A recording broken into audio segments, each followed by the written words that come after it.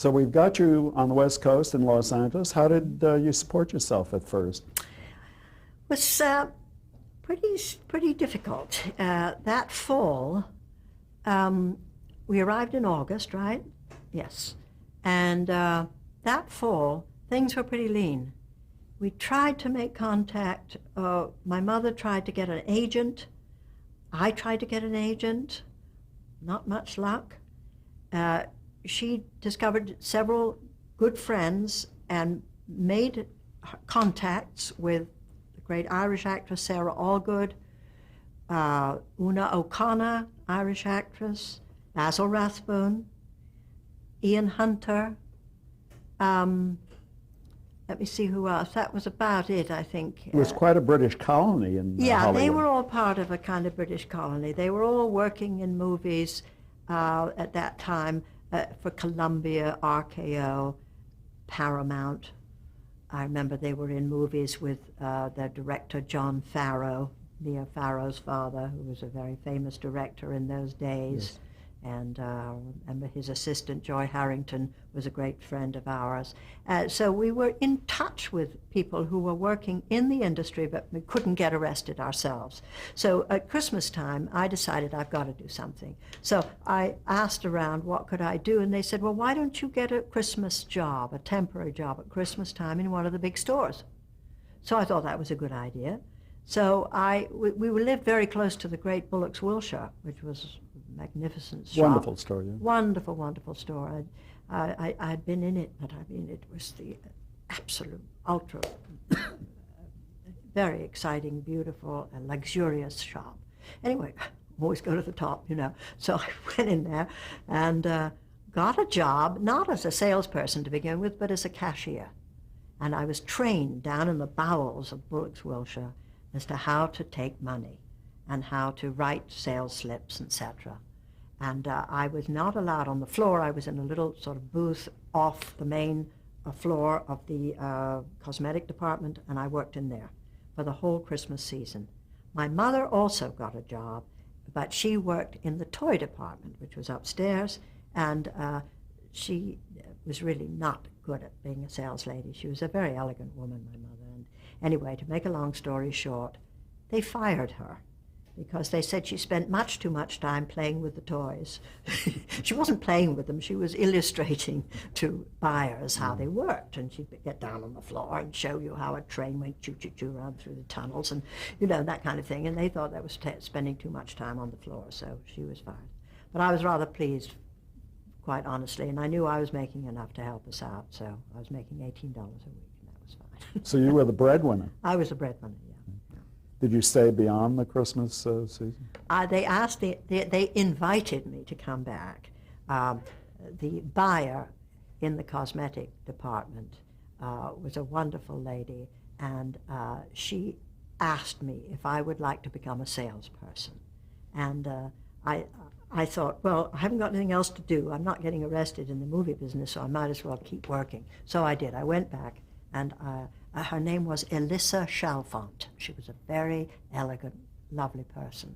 And I always thanked her because if it hadn't been for her, I wouldn't have had a good paying job. Because you got paid, and you also got a commission in those days if you sold things. Right.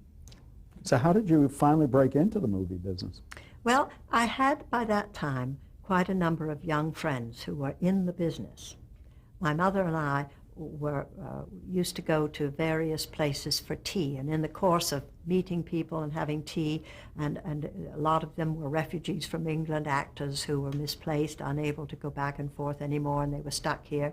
And we all got to talking, and one young man that I met was a young man who was not only an actor, but he was also a writer. His name was Michael Dyne, D-Y-N-E, and he went on to become a very successful writer. But at that time, he was being considered for the role of Dorian Gray in the movie, The Picture of Dorian Gray, which was going to be made at MGM by Oscar Wilde, yes. And by golly, he decided that he would help me to get into MGM to be considered for possibly the part of Sybil Vane, believe it or not. And so I quickly ran out and bought a copy of The Picture of Dorian Gray and read it, and I understood what a lovely role it was. And he took me himself with my mother. She had to be with me because I was underage, to MGM Studios, and I met the casting director of that movie, whose name was Mel Ballerino. And he was very, very nice, very warm and welcoming. And this was my first taste of real Hollywood studio life. I was just so green about what went on behind those great walls of MGM in Culver City. You know, you drove by and it was like, I don't know, it was like Buckingham Palace or something. You know, you had to have a pass to get in. And but I had the pass in this case, and I went through those funny doors that you go through on Washington Boulevard, and I was taken by Michael to the office of Mel. And Mel took one look at me and said, "Well, it's very interesting that you're here," he said, "because George Cukor is looking for a girl to play the maid in the movie of Gaslight." And I looked at my mother, and we didn't know what he was talking about, except I did know what he was talking about because I had seen Gaslight when it was produced in England as a very successful movie with the great British actress Diana Wynyard and Anton Walbrook, who was a lovely European actor. So I knew the story of Gaslight. And wasn't it also a play on And Broadway? it was also a play on Broadway. Yes. So I did know quite a lot about it, much more than A Picture of Dorian Gray. So then and there, he took me to see George Cukor. Right then and there, that day, I saw two ace men. Now, on that occasion, I saw George Cukor and I saw, his name's going right out of my head, Picture of Dorian Gray, Albert Lewin, who was the producer, director of The Picture of Dorian Gray.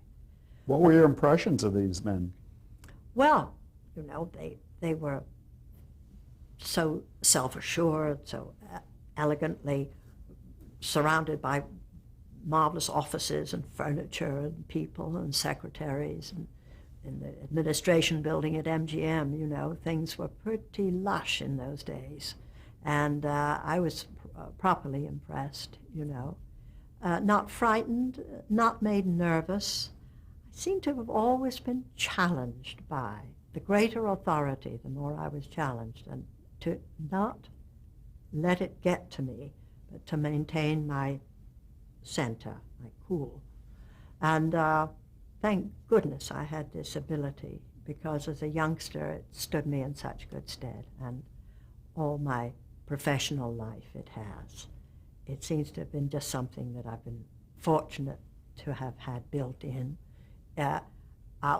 It's a sort of a what have I got to lose attitude, you know. I'm just going to be myself here, and I'm going to do what I'm asked to do, and I'm going to do my best to make a good impression on that occasion, of course, because I was, you know, trying to be I was trying to be something for everyone. In those days, I was trying to be Sybil Vane on the one hand, I was trying to be Nancy on the other for Gaslight.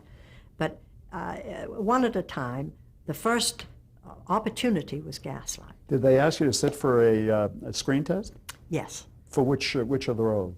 For Gaslight. George Cukor came forward first and said, "I would like to make a test of you. I want you to go home with your mother and study the scene."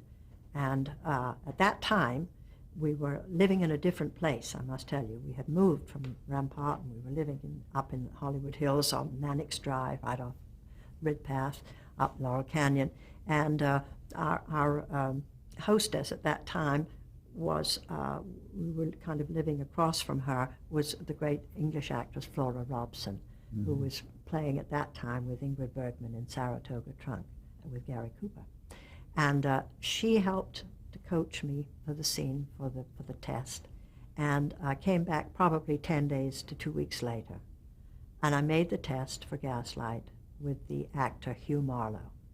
And I did my best.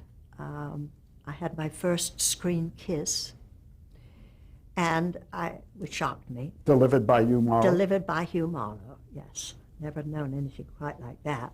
I almost collapsed with embarrassment. And it's funny the things you remember, you know. I was very young. I was only 17. And, never just never been kissed quite like that, but in this was the movies, you know. So I thought, well, I guess this is the way it's done. With everybody standing With around everybody watching. standing around, exactly, you know. So the test was made. George Cukor and Arthur Hornblower, the producer, and John Van Druten, who was the screenwriter at that time, was also a friend of my mother's. I say friends, they were professional acquaintances, not bosom friends, professional acquaintances. Saw the test and said, it's nice enough to say it's very good, but we feel she's a little young. So, all right, so we sort of set that aside, and meanwhile, I made a test for the picture of Dorian Gray. And, all right, so that was in the can. Made that with Hurd Hatfield, my dear friend, the wonderful actor Hurd Hatfield, who of course played Dorian Gray in the movie. You say, well, what happened to Bullocks, Wiltshire? Well, it was during my vacation from Bullocks, Wiltshire, it was in June, that I did these tests. And so Louis B. Mayer had been away, and when he came back, he wanted to see all the film, the tests, and everything that he'd missed while he was gone. And my tests turned up, particularly the test for Gaslight. And he saw the movie, and he said, I want you to sign that girl. Sign that girl. She's got talent. We should explain there was a studio system at that time that signed people for long-term term. Yes, exactly. Sign her to what you call a term contract, which is a 7-year contract with options. It's a one-sided affair. As we all know, they can drop you anytime, but if they want to keep you, they can keep you for 7 years. So paying you a weekly salary? Paying you a weekly salary on a sliding scale. It increased each year just a little bit, increments of a few $100s. I started off at the age of 17 earning $500 a week at MGM Studios. Now, if you can imagine what I had come from earning maybe $28 a week at the store by that time, because I was making commissions on Elizabeth Arden makeup cases, and then suddenly I'm under contract to a major studio, and I'm going to be groomed for, hopefully, a career in motion pictures. I did not have the part of Nancy in Gaslight, nor did I have Sybil Vane at that point. I was simply put under a term contract. But anyway. And you should explain that $500 could buy you a brand new car. Oh, certainly. Good Lord, yes. Didn't buy a brand new car with it. I went out and bought a lot of clothes. I remember my mother and I went off to Saks Fifth Avenue and got outfitted because we hadn't had a new schmutter in God knows how long. And off we went, you know. I mean, it was incredible to have all this money. You can't imagine what it was like. Because in those days, $500 was like $50,000 today. I mean, it really was. I mean, the value of a buck in those days was tremendous. Well, when a loaf of bread cost maybe a nickel or a dime. Yeah, of course. Also, we should explain that contract you signed allowed the studio to do most anything they wanted with your services, even loan you out. Indeed, they could. They were able to put me in any part that they chose to think was appropriate for me to play. They didn't ask my opinion necessarily. In fact, they never really did. So during the course of my first few years at MGM, I played an incredible collection of roles, some of them very inappropriate. Maybe the blessing in disguise, though. Well, I think it was. It was like an intense training period of playing character roles, playing older than myself, learning a lot of skills that I otherwise would never have learned, such as learning dancing in the Harvey Girls, you know, singing, not to my own playback, but to somebody else's voice. In other words, it was a very expensive kind of postgraduate course in a sense, and I'm very glad that I had it, although towards the end of my contract at MGM, I was bored to death, and I'd had it. I wanted to get out. I wanted to be independent, make my own decisions. Now, both Dorian Gray, the portrait of Dorian Gray, and Gaslight came through for you. It's like hitting the lottery, wasn't it? Yeah, it really was. I did Gaslight first. Then lo and behold, if another movie didn't come along, which was National Velvet with Elizabeth. My goodness. Elizabeth Taylor, that is. There's only one Elizabeth. And then I did The Portrait of Dorian Gray. And you got very good notices as well. I was extraordinarily lucky because I was nominated for an Academy Award for both Gaslight and for The Picture of Dorian Gray. Put you in exalted company. Did you actually Yes. go to the Academy Awards? Oh, of course. Yes. Oh, yes. That must have been a thrill at first It was time. a thrill and such disappointment, but you know, what can I say? Did you do any theater work during this time? Were you allowed to do any theater work? No. The first theater, the real theater work I did in 1952, when I was out of my contract. You already had left MGM. Yes. Right. And what about now? Television had come into being. Oh, yes. You watched it, I assume, and I was beginning to watch it. I was, like the rest of the world, fascinated by it, particularly the dramas that were shown the live in drama. the early 1950s, yes. And I did a great deal of live television. Right. It absolutely saved my bacon because I was a young married woman. I got married in 1949 to my husband, Peter Shaw, who at that time was on his way to becoming an agent. And Was he an actor at that point? not at the time we got married, no. Although he did start out as an actor. I met him through the fact that he was under contract to MGM, actually. We met through our mutual friend, Hurt Hatfield. Okay. But by the time we got married, Peter was on his way, as I say. He was in a literary agency, and he'd started his climb towards becoming an absolutely ace agent. Now, was it on your initiative that you'd left MGM, or did MGM not pick up your contract? Or? Well, it's a rather dicey story, really.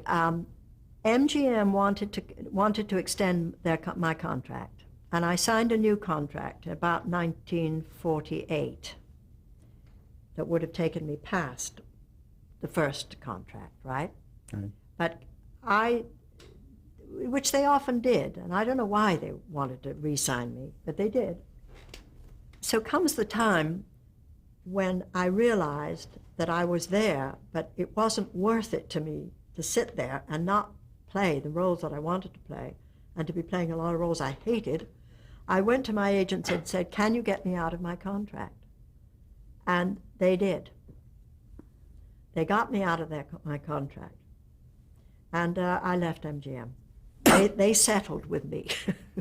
Why do you think they had you in roles where you played older women so often? The roles were there, and I was on the lot, and they were paying me, and they thought, why not? She can do it. You know, she can play the Queen of France, and Frank Morgan can play the King, and he was about 40 years older than I was. I mean, you know, they just didn't think like having me play and If Winter Comes and play Walter Pidgeon's wife, you know. And he was a man in his 50s, late 40s anyway. And So you were more a character actor than a leading lady Yes. at that point. Yes, I was. Was that a disappointment to you? Well, it was beginning to get to me a bit. It really was. I knew I wasn't like your average glamour girl, but I thought, I sort of felt that I was wasting my time and that I really should go to Broadway and should really try to start a real acting career, not just out there the way I was at MGM. I played so many parts there. I was in a lot of movies. I can't believe the number of movies I made during my short tenure there. You said television saved your bacon. How did you come to work in television?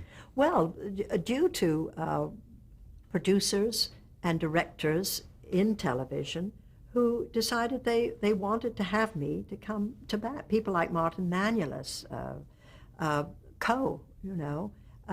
Fred Coe. Fred Coe, yes, Fred Coe, the producer. Robert Montgomery, who had Robert Montgomery Presents. In other words, there were a handful of tremendously successful television producers, and they wanted real actors. They had to hire actors who could learn the roles and give a performance with a modicum of rehearsal. You know, we would go to New York, we would rehearse for 2 weeks or less, and we would put on a live television show, play. And it required tremendous training to be able to do that. There weren't many movie actors who did that. They were mainly stage actors and actors like myself who had stage training background. Agnes Moorehead, you know, people like that. We could go and do television. So let me understand, you had to go to New York to do these? Yes, just about always. All the great shows came out of New York. Yeah. What was your first show for television? Was it Robert Montgomery? I believe it was I believe it was Lux. I think Lux had a television show. Lux Video Theater? Lux Video Theater. I believe that was the first one. And do you recall what the play was? Oh, I can't remember. Right. I can't remember at all. I know you also were in Robert Montgomery Presents. Yes, we did Cakes and Ale. I did Cakes and Ale with him, and I did another show with him, too. I did 2. What sort of person was Robert Montgomery? I've heard he was a very cold type personality. Yes, he was. He was very cold, very removed. He didn't rehearse. He had a stand-in person rehearse with you, and he was in Washington with Eisenhower most of the time. It was very interesting because how he managed to play the roles that he did, I'll never know. Oh, he's a very accomplished actor. Absolutely, but how can you do it without rehearsal? I don't know. That was pretty difficult, believe me. But he brought it off. Was but he it was tough not easy to work with. Yeah. He was always very pleasant, but rather cold. And you would have to learn your lines? There was no boy. teleprompters? Oh, no.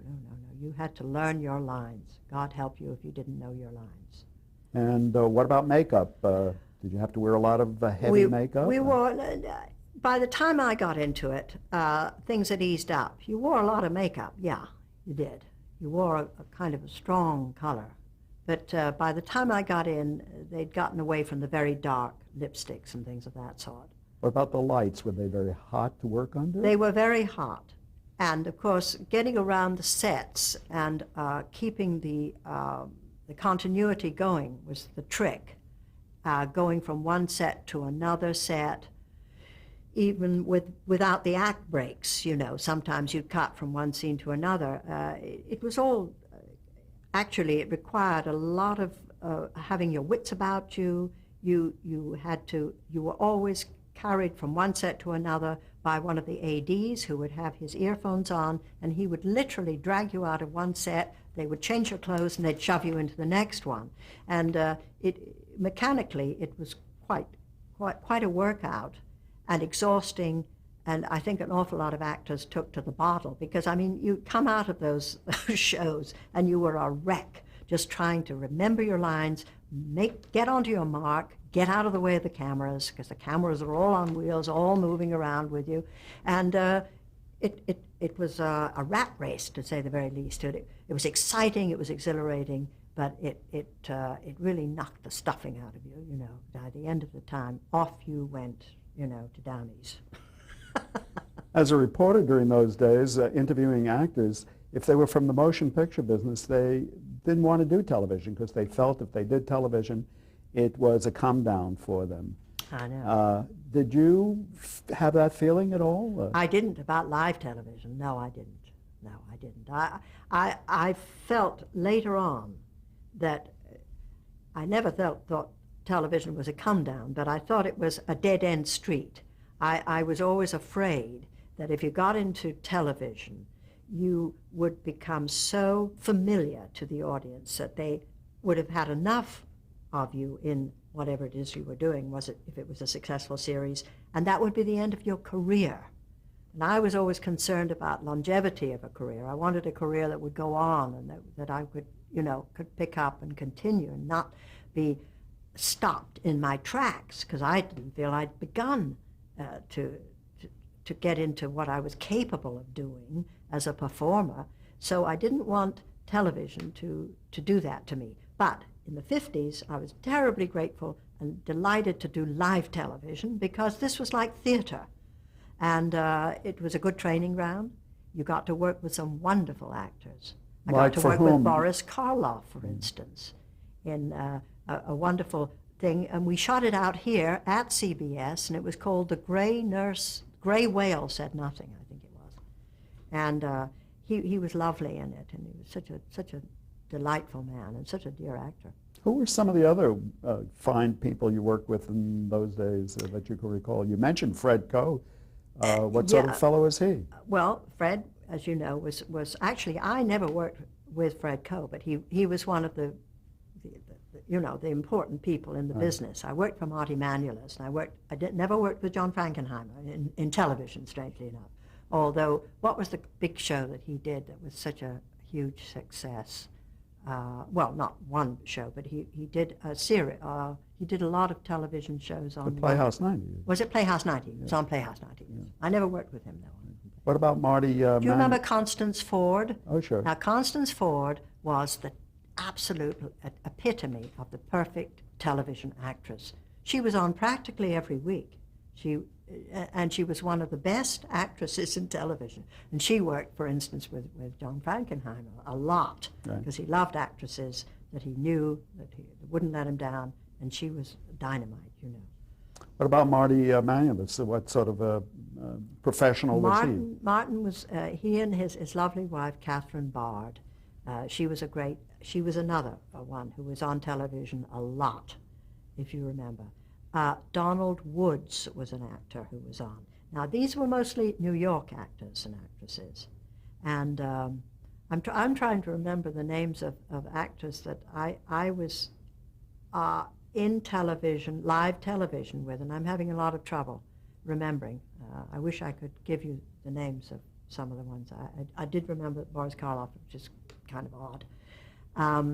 I guess I didn't play with a lot of very well-known actors. Otherwise, I think I would remember. Just so that we get the chronology right, was this in the early 50s? Mm-hmm. Maybe starting, what, 1950? Yes, I would have said starting in 1950. That would have been the beginning of my live. I tell you one television show that I did, but this was about 1960. I was really needing to work desperately, and I had and it was called Pantomime Quiz. Do you remember? Oh, sure, with program? Mike Stokey. Mike Stokey's Pantomime Quiz. Well, I got to tell you, that paid the grocery bills for a whole summer. Were you on the panel? I was on the panel. So you were a regular. I hated it. I was terribly bad at it. Couldn't do it at all, because it was I can't tell you why, but I couldn't do it. But you were working regularly, were you not? No, I wasn't. No, you see, there's some very lean years there. We have to pause now, I'm sorry. Okay.